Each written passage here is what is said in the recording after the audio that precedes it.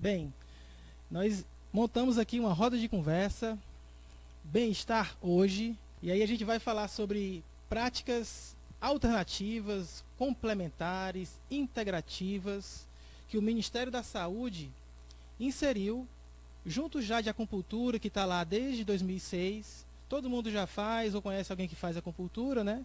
E aí tem algumas novidades de outras práticas, a gente vai falar sobre isso hoje, a importância delas, que benefício elas têm, tá bom? Mas antes de entrar nesses temas, a gente vai falar um pouco sobre o que é saúde. Então, o que é saúde, né? A OMS, a Organização Mundial da Saúde, estabelece que saúde é um estado de completo bem-estar, físico, mental, social, e não somente a ausência de afecções e enfermidades, né? Não ter doença é, às vezes, a primeira ideia que a gente tem do conceito de saúde, né? Só que saúde está conectada com bem-estar. Aí você, opa, mas o que é bem-estar, né? E aí a gente vê que saúde tem várias dimensões. Tem a dimensão física, mental, social. Então, se eu não estou me sentindo bem fisicamente, eu não estou bem da saúde.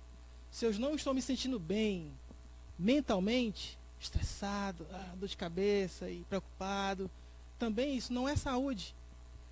E se eu não estou me sentindo bem socialmente, ser respeitado, ser aceito, ser inserido socialmente por um grupo que me aceita como eu sou, isso também não é saúde, né? Então, saúde tem várias dimensões e ele coloca lá, eu destaquei ali bem-estar, né? Para a gente já para o próximo slide e fazer. Mas o que é bem-estar, né? Para eu entender o que é saúde, segundo a OMS, eu tenho que entender o que é bem-estar, né? E aí a primeira coisa que a gente sabe é que não existe o consenso sobre o consenso científico do que é bem-estar, né? Pode ser felicidade, qualidade de vida, o bem-estar ele é subjetivo, pode ser psicológico, pode ser uma satisfação da vida. Mas aí tem um autor que em 2009 sugeriu um conceito que bem-estar resulta de uma autoavaliação, cada um faz a sua, acerca da vida como um todo. No âmbito do trabalho, no âmbito da família, no âmbito do lazer, da saúde, das finanças e do grupo, de estar inserido no grupo. Então aí é quase que a gente faz um círculo, a gente começa na saúde, entende que depende do bem-estar e volta para a saúde, né? Mas aí o que ganha destaque nessa frase, que está aí bem grande, né? Seria essa autoavaliação. Autoavaliação que eu faço de mim mesmo, né? Mas será que essa autoavaliação importa? É importante essa autoavaliação, né? Essa autoavaliação importa porque a interpretação dos fatos é mais relevante que os fatos em si. E como as pessoas avaliam as suas experiências resulta em seu bem-estar. Isso são os pressupostos da psicologia positiva. Então tem um livro que fala sobre isso, é uma publicação de Oxford. Então os pesquisadores estão interessados nisso, né? E aí esse aqui eu trago aqui embaixo uma boa notícia, né? É possível mudar a forma como se percebe as experiências, ao invés de mudar as experiências em si, e contribuir de forma positiva nesta autoavaliação, por meio da prática da meditação. Então, é possível mudar a percepção dos fatos, sem alterar os fatos, né? Através da prática da meditação. Mas o que é meditação? Então, para quem não sabe, né, meditação é um instrumento de fortalecimento físico, emocional, mental, social, cognitivo, estimula o bem-estar, relaxamento, redução do estresse, da hiperatividade e sintomas depressivos. Fonte, conseguem ler aqui embaixo, Ministério da Saúde, portaria 849, de 27 de março de 2017, né? Então, nossa, Ministério da Saúde conceituando meditação, né? Por que será isso, né? Então, para quem não sabe, a Organização Mundial da Saúde, ela estimula práticas de medicina tradicional e complementares. Um exemplo de práticas assim é na medicina chinesa, na tradição chinesa, a acupuntura. Então, no Brasil, o Ministério da Saúde fez uma leitura, mudou o termo para práticas integrativas e complementares. É quase um trava-língua, né? Então, por que não chamasse de medicinas tradicionais complementares? Não, ele só mudou o termo para práticas integrativas e complementares, né? E aí o grande exemplo disso é a acupuntura. Todo mundo conhece alguém que já fez ou já experimentou. Mas para que serve isso, né? Está aqui embaixo. Essas práticas integrativas e complementares são para promoção, proteção, recuperação da saúde, né? Então a gente começa lá no primeiro slide falando sobre saúde, que a OMS entende por saúde, vê que saúde está conectada com bem-estar, vê que bem-estar é resultado de uma autoavaliação e que essa autoavaliação ela pode ser mudada de forma positiva, sem mudar os fatos, através da prática da meditação.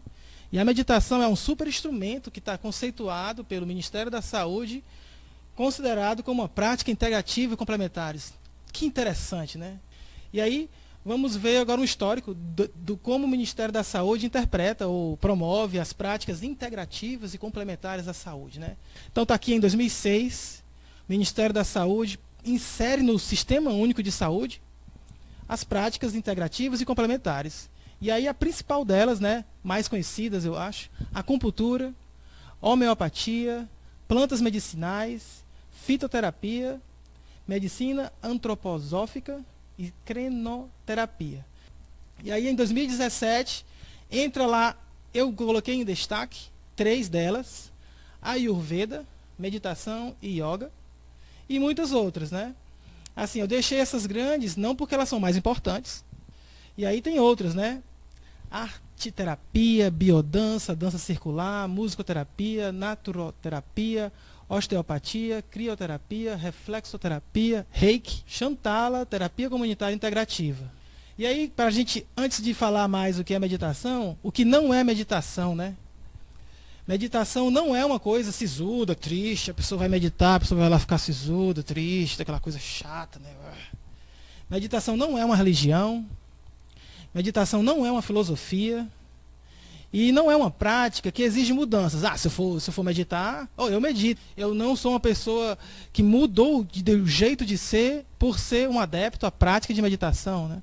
Então, meditação é uma prática que não exige mudanças. Qualquer pessoa pode meditar, né? E essa é uma mensagem extraída do nosso referencial teórico, que é um livro do médico Roberto Cardoso, Medicina e Meditação, um médico que ensina a meditar, de 2011, né? Então ele faz uma abordagem da prática da meditação, que muitas vezes ela é associada a alguma religião ou algum jeito de ser, né? E aí esse médico, praticante de meditação há muitos anos, ele apresenta a meditação de uma forma sem preconceitos, enfim, sem associações do que ela é em si, né? E aí ele, não no livro, né, mas como pesquisador, ele conceitua cientificamente, academicamente, através de uma revisão de literatura, ele propõe como um procedimento meditação. Que procedimento pode ser considerado meditação, né? Então aí teria que ter esses elementos, né? Utiliza uma técnica específica, que seria uma rotina, que seria um roteiro, envolve um relaxamento muscular, envolve ainda o relaxamento da lógica, mas o relaxamento da lógica pode não ser óbvio para algumas pessoas, né? Relaxamento da lógica, quando a gente está fazendo prática de meditação, a gente fala, observa as sensações sem julgar, sem, enfim, inserir valor naquilo, sem deixar os pensamentos colocarem qualidade ou colocarem algum julgamento naquilo que você está pensando, deixa os pensamentos passarem.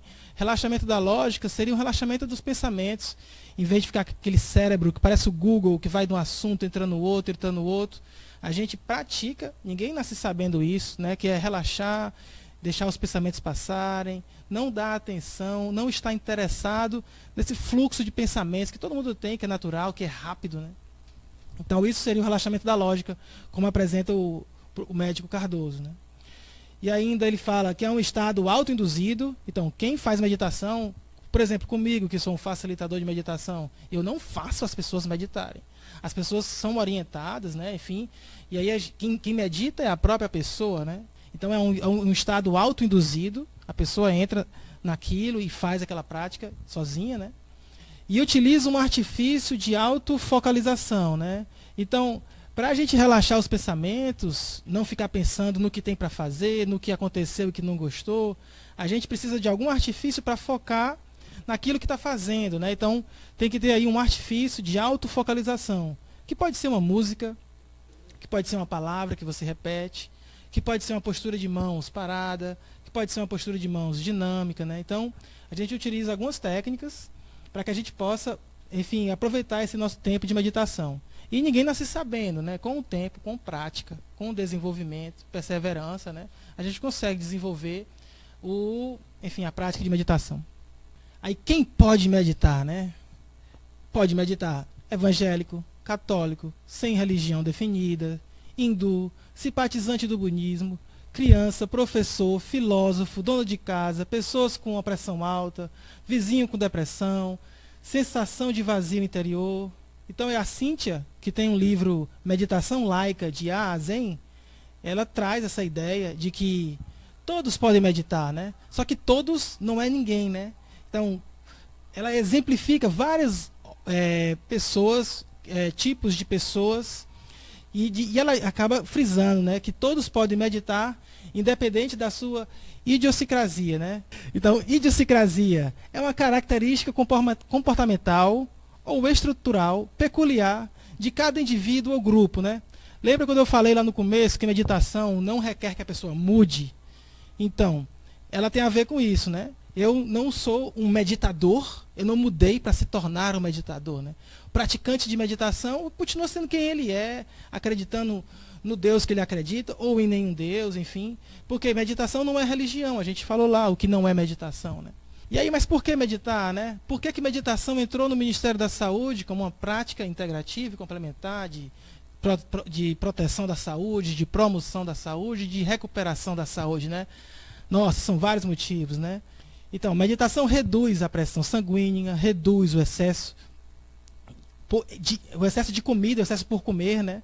Reduz a sensibilidade à dor, reduz o risco de ataque cardíaco, reduz o risco de acidente vascular cerebral, diminui o estresse, diminui a ansiedade, diminui a solidão em adultos mais velhos, diminui ataques de pânico e tem mais.